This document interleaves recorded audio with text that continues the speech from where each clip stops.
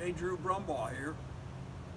As promised, I'm going to read an excerpt from my soon-to-be published Key to Tirumfall, the third book in the Tirumfall Trilogy.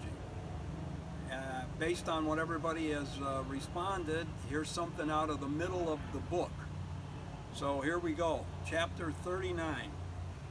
Meanwhile, inside the tower, Gwen stood still for a long moment. It was pitch black once the door closed. She strained to hear any sound. Hearing nothing, sensing nothing, she pulled a short stick out of one of the pockets in her tunic and cast a light spell on the end of it.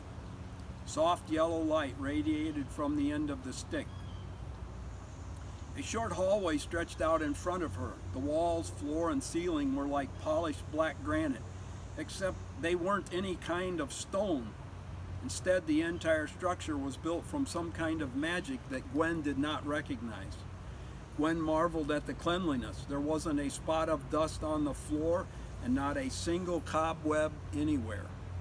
Cautiously, she walked forward, her feeble light spell barely strong enough to illuminate more than a few feet ahead.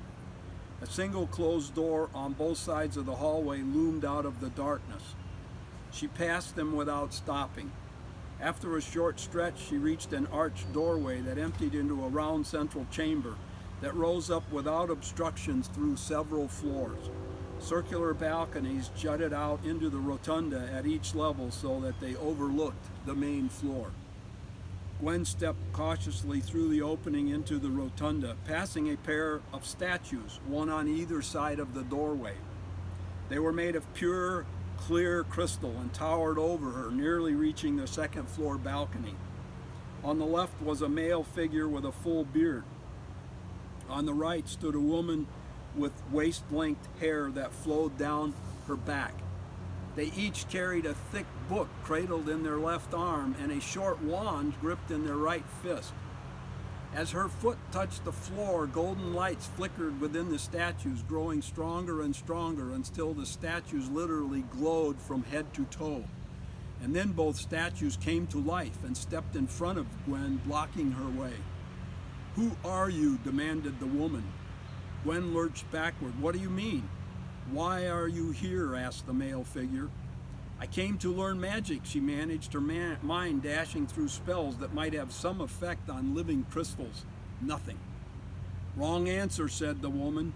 "Again I ask you, who are you?"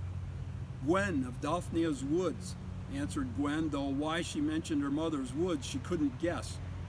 "Wrong answer," said the male statue, raising his arm and pointing his wand directly at Gwen. "Intruder!" shouted the woman, and she too pointed her wand at Gwen. "Out! Out!" Gwen backed up. The wands never wavered. She took another step backward into the hallway. The twin statues turned and took a single step toward the entrance to the hallway and stopped, blocked by the low ceiling. Gwen considered casting a spell that would place a magical shield in the doorway, but thought better of it, afraid that casting any spell might trigger aggression from the statues. Instead, she backed up further down the hall, always keeping an eye on the two crystal figures. When she reached the side doors that she'd passed on her way in, she turned and tried the one on her right. The handle turned, and with a soft click, it opened. She carried her light stick. Still carrying her light stick, she stepped cautiously into a small anteroom filled with books. Thank you for watching my video.